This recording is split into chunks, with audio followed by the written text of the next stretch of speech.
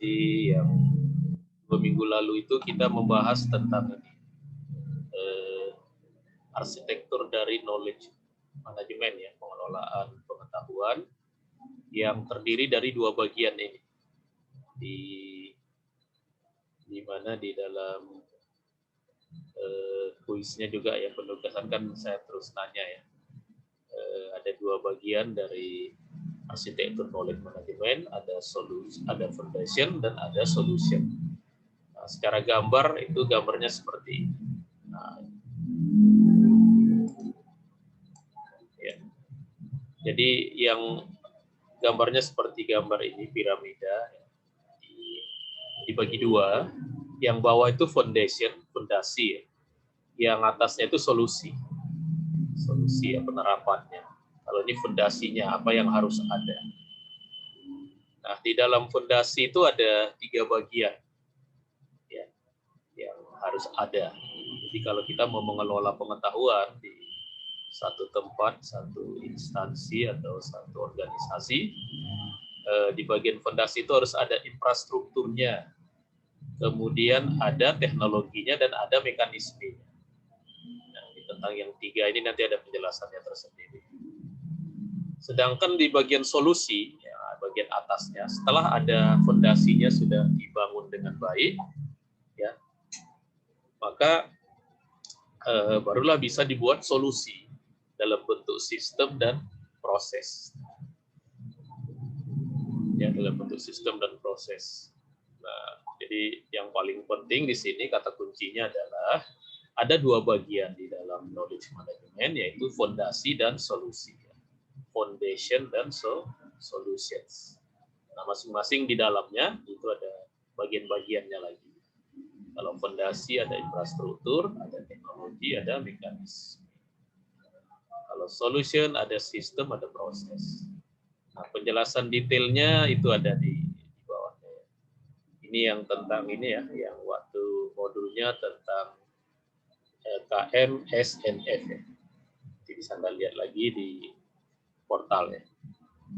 Nah, penjelasan tentang yang tadi, yang apa namanya, yang 2 bagian tadi rinciannya seperti ini. Ini tadi bagian foundation ada 3, ada infrastruktur, ada teknologi, ada mekanisme. Sedangkan bagian solusi ada 2, ada sistem, ada proses.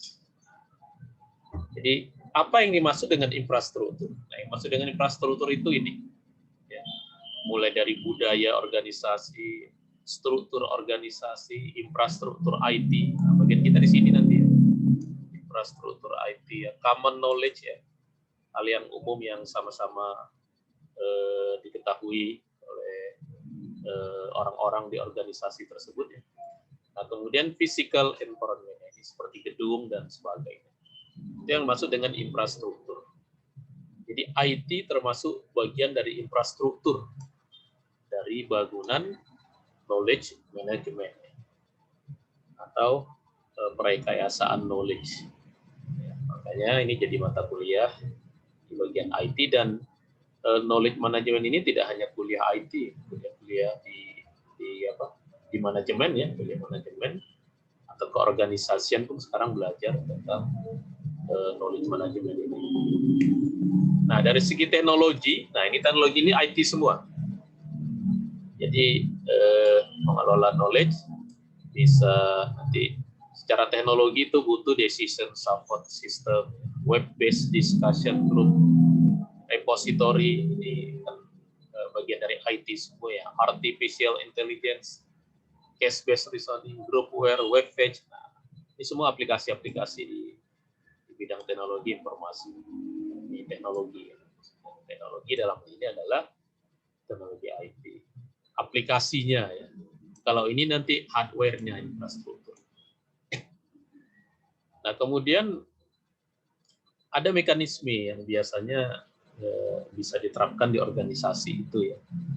Ada mekanisme analogi, brainstorming yang sudah sering di organisasi itu kalau ada masalah tukar pikiran ya, brainstorming. Kemudian training ya, melakukan meeting face to face ya. dan seterusnya gitu ya, sampai ke learning by observation. Jadi ada infrastruktur, ada teknologi, ada mekanisme. Tadi yang di atas ini kan 3 kan. Ada infrastruktur, ada teknologi, ada mekanisme. Masing-masingnya infrastrukturnya ada bagian-bagian. Teknologi ini ada bagian-bagian. Mekanisme ada bagian-bagian. Nah, yang ini yang gambar hitam inilah yang disebut dengan fondasi. Nah, setelah fondasinya ada, barulah bisa dibuat solusinya. Solusi itu dalam bentuk apa? Bisa knowledge dikelola. Nah, jadi solusi ini kan ada 2 ya, ada sistem, ada proses. Jadi sistem itu maksud dengan sistem di sini. Yang pertama knowledge discovery. Yang kedua knowledge capture. Yang ketiga knowledge sharing. Yang keempat knowledge application. Knowledge discovery ini yang hari ini, modul hari ini. Knowledge discovery in database. Kalau yang modul kita hari ini kan judulnya itu ya. Itu bagian dari arsitektur knowledge ya, arsitektur pengetahuan. Kemudian ada knowledge capture. Nah, ini nanti apa bedanya? Apa bedanya knowledge discovery dengan knowledge capture? Nanti ada bahasannya ya. Knowledge sharing. Sharing berarti berbagi pengetahuan, dan knowledge application. Nah, knowledge application, aplikasi yang dibuat untuk mengelola knowledge tadi. Jadi di sistem ada 4, sehingga nanti di prosesnya pun ada 4. Ya. Ingat ya, yang 4 itu discovery, capture, sharing, dan application. Kalau kata-katanya kan sama ya, knowledge dengan sistem. Di tengah-tengahnya ini yang pertama ada discovery. Discovery itu mendapatkan pengetahuan dari informasi yang sudah ada, dari apa yang sudah ada. Kalau capture mendapatkan pengetahuan baru, mendapatkan pengetahuan dalam bentuk yang baru. Kalau sharing ini berbagi pengetahuan. Sharing. Nah, kalau aplikasi ini adalah aplikasi dalam bentuk program. Seperti apa biasanya yang dibuatkan. Nah, makanya di dalam proses pun sama ya, ada discovery, ada capture, ada sharing, ada application. 4 ini ya. Cuma nanti dikaitkan dengan yang pernah kita bahas tentang spiral pengetahuan ya, yang SECI. Ingat ya pembahasan tentang SECI. SECI itu kan socialization, externalization, combination, dan internalization. Nah, ternyata ada kaitan antara ini ya, transformasi knowledge ini dengan apa yang disebut dengan discovery dan capture. Nah, lihat. Discovery itu adalah combination dan socialization. Sedangkan capture itu internalization dan externalization. Kalau Anda lihat apa bedanya? Ya, discovery itu ini ya, kombinasi dan sosialisasi ini apa bedanya dengan internalisasi dan eksternalisasi? Ingat nggak?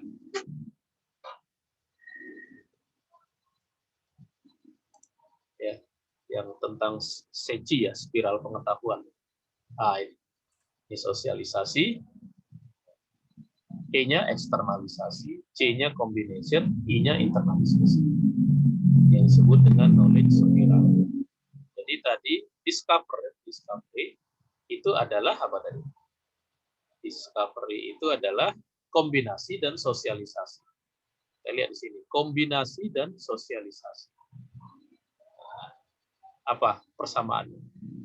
Lihat, sosialisasi tidak mengubah bentuk knowledge. Dari tesit, ketika diadakan sosialisasi menjadi tesit. Kombinasi juga tidak mengubah bentuk knowledge. Dari eksplisit menjadi eksplisit. Jadi makanya discover itu contoh transformasi knowledge-nya adalah combination dan socialization. Kenapa? Karena yang 2 ini tidak mengubah bentuk knowledge. Jadi tadi sudah saya sebutkan, discovery itu menemukan knowledge dari yang sudah ada. Yang sebenarnya sudah ada tapi belum digali. Jadi belum dieksplor. Sehingga knowledge-nya nggak ketahuan. Tapi tidak mendapatkan bentuk knowledge yang baru. Nah, beda dengan capture. Nah, kalau capture itu contohnya internalisasi dan eksternalisasi. Nah, kalau kita lihat di sini, lihat internalisasi, lihat dari eksplisit menjadi tesit, eksternalisasi dari tesit menjadi eksplisit. Berarti yang dua ini mengubah bentuk tulis, jadi disebut capture. Jadi tadi saya tanya apa bedanya discovery dengan capture. Nah, bedanya yang tadi. Ya. Kalau ini tidak menghasilkan bentuk knowledge yang baru prosesnya, ya, tapi mendapatkan pengetahuan juga. Ini mendapatkan mengubah bentuk knowledge. Nah, sekaligus juga mendapatkan pengetahuan. Di discovery dan capture ini hasilnya adalah memperoleh pengetahuan. Cuma jenis ya bentuk itunya beda ya, hasil ininya beda kalau dikaitkan dengan spiral pengetahuan. Ini tidak menghasilkan knowledge bentuk baru, yang ini menghasilkan knowledge bentuk baru. Dan itulah inti dari beda discover dan capture. Nah, kalau sharing ini nanti ya sharing knowledge, seperti kita sharing informasi di web ya, atau kita sharing di WhatsApp, kita share. Nah, itu yang maksud dengan sharing, knowledge sharing. Knowledge sharing. Nah, sedangkan ini bagian aplikasi. Nah, kenapa dibuatkan aplikasi? Karena ada yang pertama itu untuk direction, petunjuk. Untuk petunjuk ya, cara menggunakan. Yang kedua karena ada rutin. Rutin itu adalah pekerjaan yang dilakukan berulang-ulang, itu terus yang dilakukan. Makanya bentuk-bentuk yang seperti ini bisa dibuatkan dalam bentuk aplikasi, application. Ya, jadi secara solusi pengetahuan itu ada discover bentuknya, ya, bentuk solusi discovery, capture, sharing, dan application. Nah, itu kata kuncinya kalau solusi. Nah, kalau di atas ini kan belum kelihatan ya, ini baru solusi, baru begini. Nah, ternyata di sini ada 4. Baik sistem maupun prosesnya sama, ada 4. Yang 4 itu adalah discovery, yang kedua capture, yang ketiga sharing, yang keempat application. Bagian sini. Nah, intinya ini discovery, capture, sharing, application. Itulah bagian solusi. Jadi pengetahuan ada fondasi, ada solusi. Nah, ini sudah dijelaskan lebih detail di sini. Nah, kemudian definisi yang lebih detail, nah ada di bawahnya di sini. Apa itu discovery, apa itu capture, apa itu sharing, apa itu application.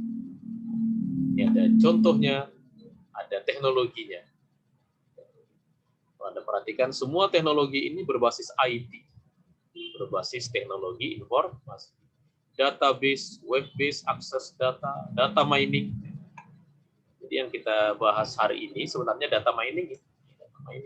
Data mining itu discovery, knowledge discovery. Ada video conference, electronic discuss. Nah, adalah aplikasi-aplikasi yang ada di dunia. Sedangkan capture itu contohnya expert system, chat group, best practice, listen learn database. Itu namanya capture. Ya, capture berarti menghasilkan bentuk yang baru. Itu intinya capture kan. Kalau eksternalisasi, kalau internalisasi, computer based communication, AI based ya, AI ya, artificial intelligence ini ya, AI based knowledge acquisition, ini bagian dari sistem pakar ya, computer based simulation. Nah, kalau sharing ya, sharing itu yang kita bisa lakukan ya, pakai Facebook, kita sendiri pakai Twitter, kalau sekarang pakai WhatsApp, masuk dengan sharing. Sedangkan aplikasi ini dia contohnya, capture and transfer of expert. Kenapa? Karena pakar itu kerjanya itu terus. Tadi kan rutin ya. Ada direction, ada rutin. Jadi kalau rutin itu contohnya ya expert system, enterprise resource planning system. Bisa dibuatkan aplikasinya. Karena apa? Karena yang dilakukan kan itu terus. Setiap hari selalu ada melakukan itu. Nah, pekerjaan-pekerjaan yang berulang itulah yang biasanya cenderung untuk dibuatkan aplikasi. Ya, oke. Jadi itulah sebenarnya inti atau kesimpulan yang penting Anda Baca ulang nanti ini kan udah saya beri kemarin tentang foundation dan solution. Tentang foundation dan solution ini. Karena kita 2 pertemuan sebelumnya membahas tentang foundation dan solution. Nah, penjelasannya seperti itu. Penjelasannya seperti tadi, apa itu foundation, apa itu solution dengan contoh-contohnya. Oke, itulah pembahasan kita di minggu-minggu sebelumnya. Apa saya akan jelaskan? Pilih yang dari sini.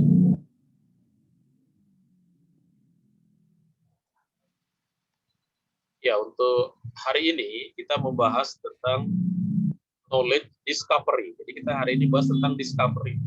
Kan tadi ada 4 ya. Saya ulang lagi ya. Ada 4. Ada discovery, ada capture, kemudian yang ketiga ada sharing, dan yang keempat ada application.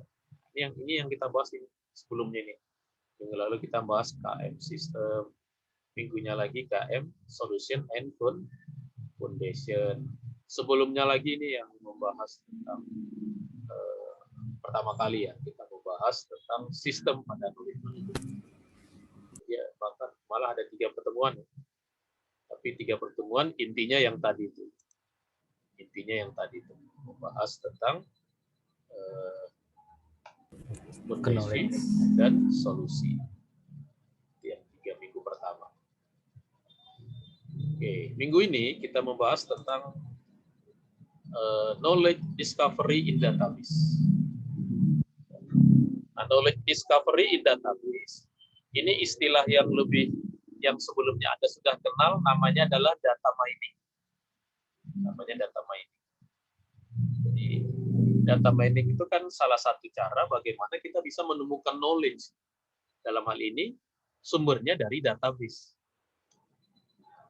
Menemukan knowledge secara discovery, maksudnya knowledge itu sebenarnya sudah ada di dalam, cuma belum dieksplor. Jadi tidak ada pengubahan bentuk ya dari bentuk format IT, teknologi informasi, nanti outputnya pun teknologi informasi. Itulah dia data mining. Dia data mining. Jadi knowledge discovery in database itu nama lain dari data mining. Data mining itu sendiri adalah bagaimana cara kita menggali pengetahuan, menggali di dalam data kita yang banyak itu bisa menghasilkan pengetahuan. Itu data mining. Data mining saat ini merupakan sebuah pekerjaan yang banyak dibutuhkan. Kenapa banyak dibutuhkan? Karena data itu ada di mana-mana, tapi belum jadi knowledge. Jadi data mining itu intinya mengubah data yang bertumpuk di berbagai tempat agar diolah bisa menjadi knowledge. Itu data mining. Ya, sama dengan orang menemukan minyak mentah, kalau tidak diolah nggak bisa jadi bahan bakar. Kayak lumpur aja dia kan. Kemudian diolah menjadi bahan bakar. Nah, begitu juga di sini dengan knowledge in database. Data itu banyak sekali, bertumpuk. Seolah-olah seperti objek yang tidak berguna. Apalagi data-data masa lalu ya. Data yang sudah 10 tahun yang lalu.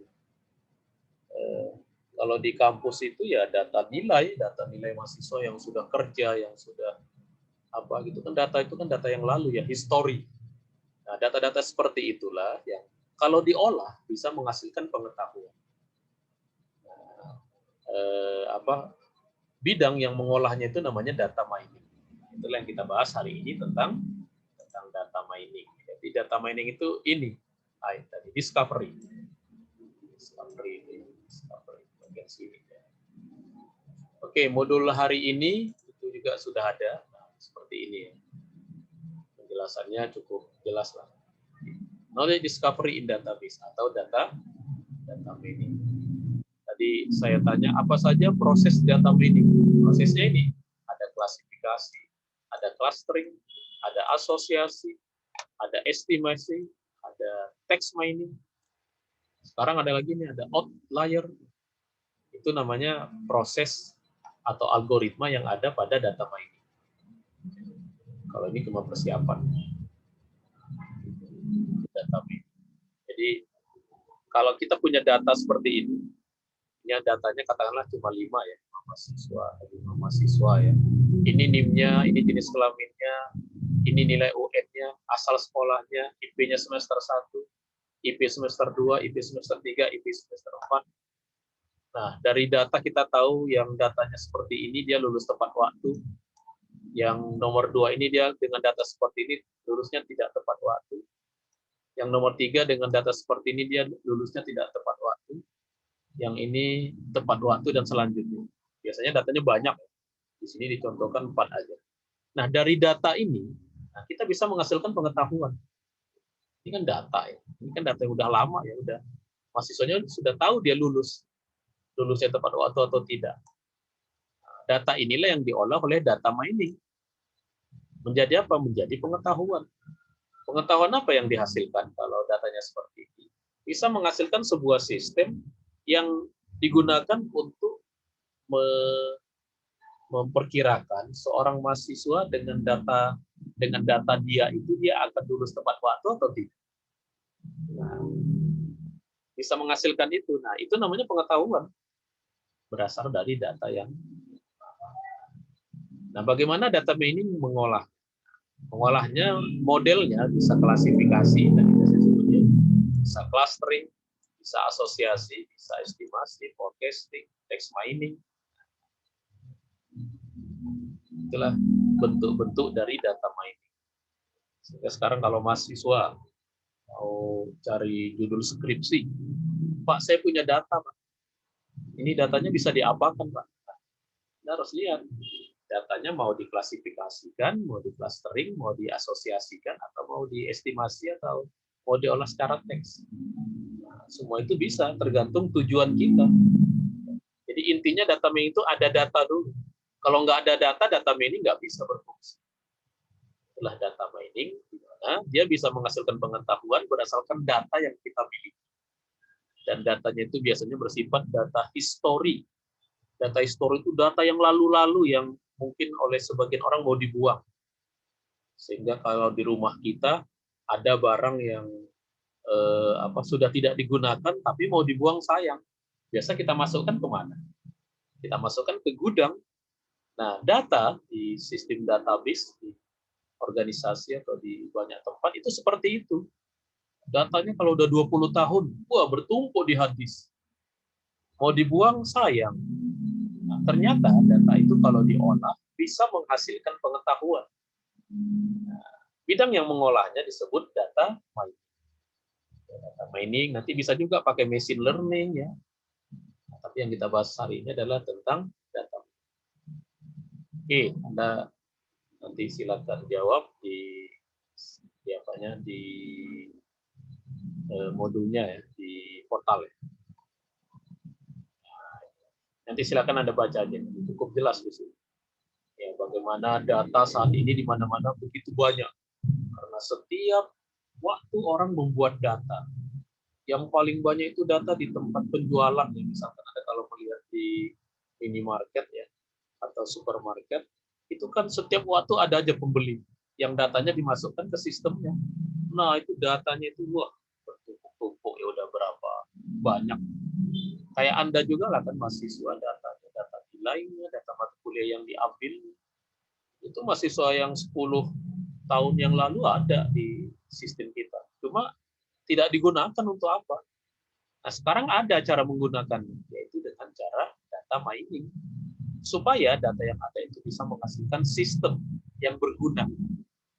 Bergunanya untuk apa? Bisa digunakan untuk memprediksi, bisa digunakan untuk mengklasifikasi, dan seterusnya yang tadi. Ya, jadi setiap bidang itu menghasilkan data. Apalagi sekarang ada internet. Nah, maka bidang apapun sekarang datanya di internet banyak. Banyak sekali data di internet. Makanya fokus sebagian orang mengolah data yang ada di internet. Untuk apa datanya diolah? Untuk menghasilkan pengetahuan. Pakai apa? Pakai data mining. Pakai data mining. Dan data mining tadi di dalam rekayasa pengetahuan itu adalah merupakan jenis discovery.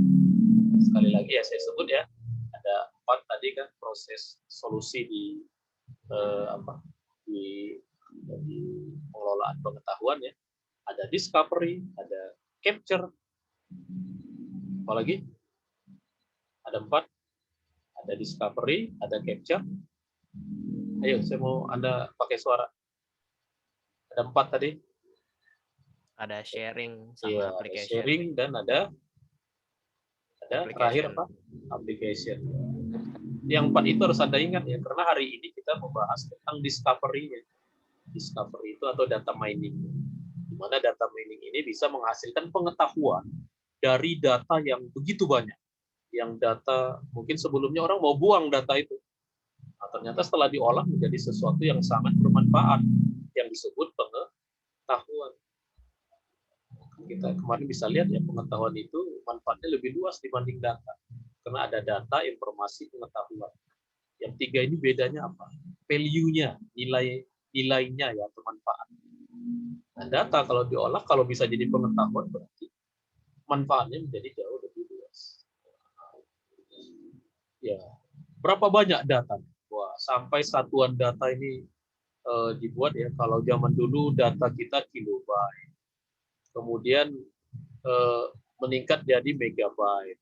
Sekarang udah gigabyte, bahkan sekarang sudah terabyte ya. Hadis kita kan 1 tera, 2 tera gitu hadis kita ya.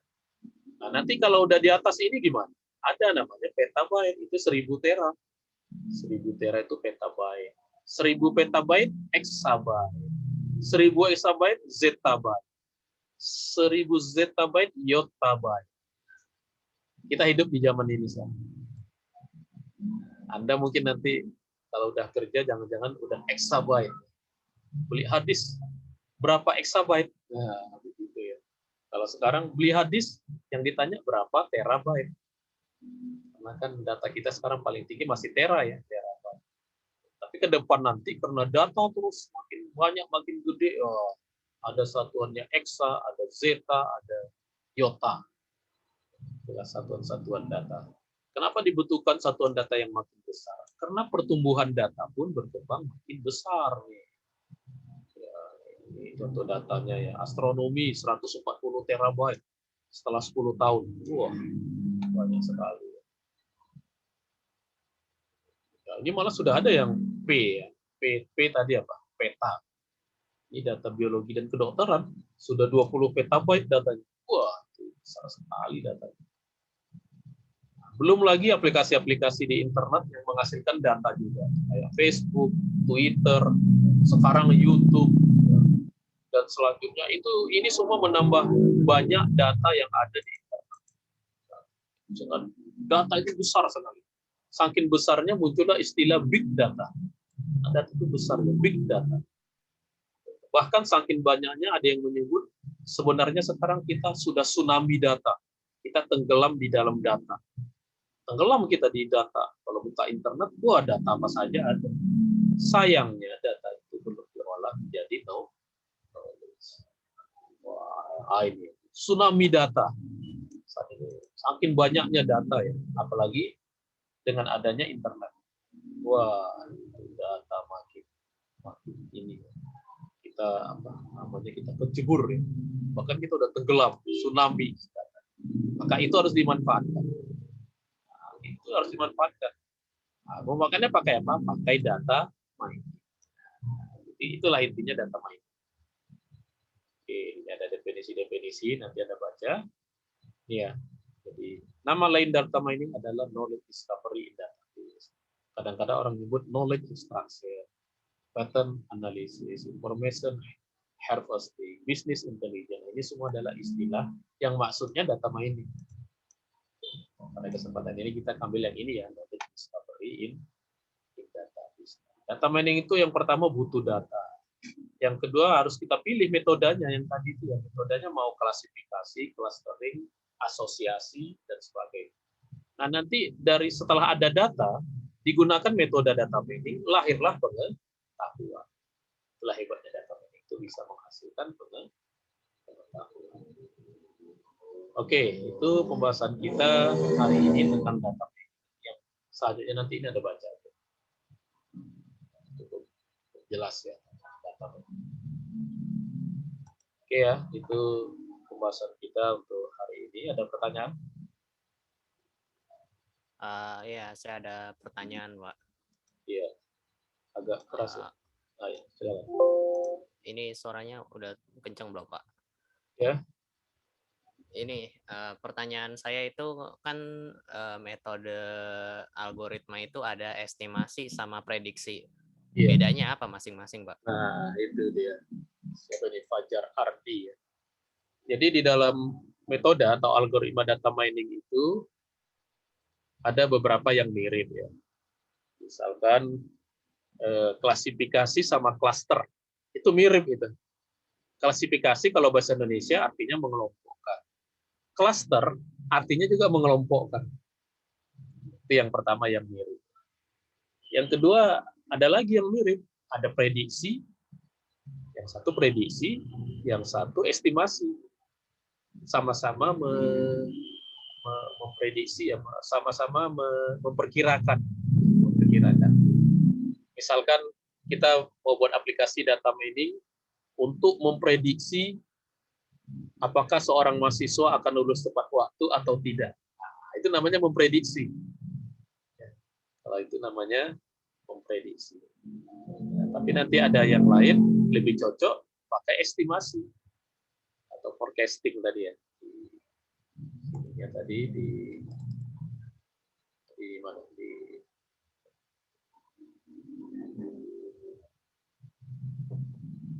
contoh ya tadi ini.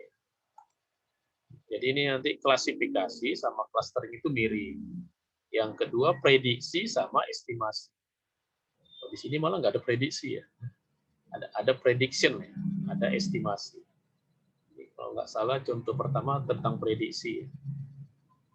Prediksi itu termasuk yang banyak digunakan dalam pengolahan data mining. Nah, ini untuk memprediksi. Prediction ya.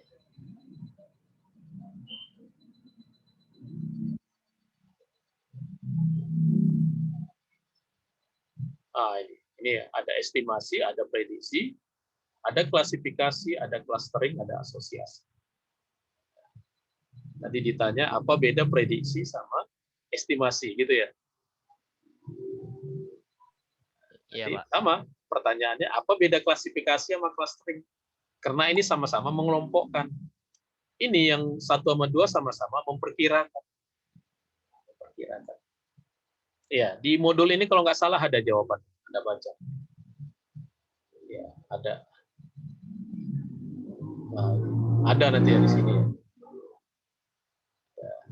Ada itu apa beda prediksi sama estimasi. Prediksi itu kaitannya ke waktu, waktu ke depan. Kalau estimasi memperkirakan tidak perlu ada kaitannya dengan waktu. Kalau klasifikasi itu mengelompokkan, tapi kita sudah tahu sebelumnya kelompok-kelompoknya. Kalau clustering kita mau mengelompokkan, tapi kita nggak punya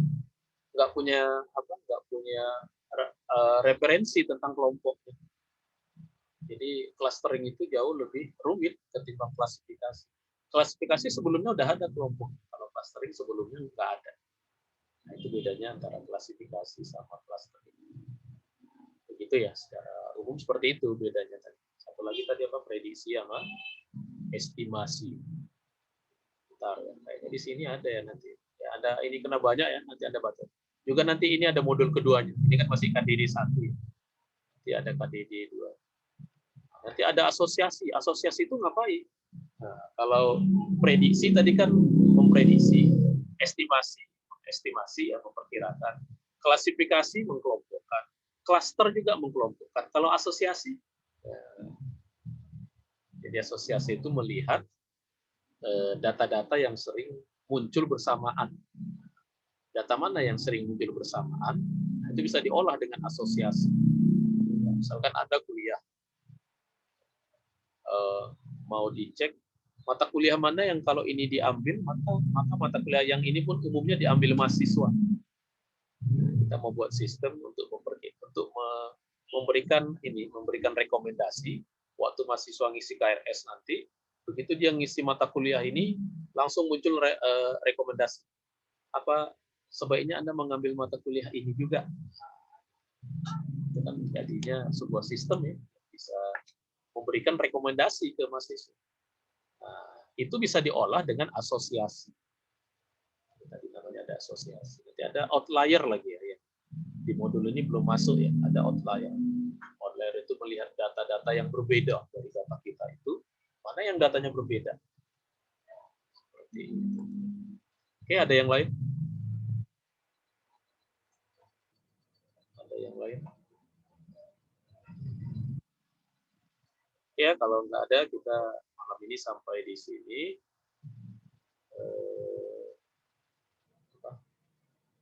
Pertemuan kita ya, masih lewat Zoom, virtual.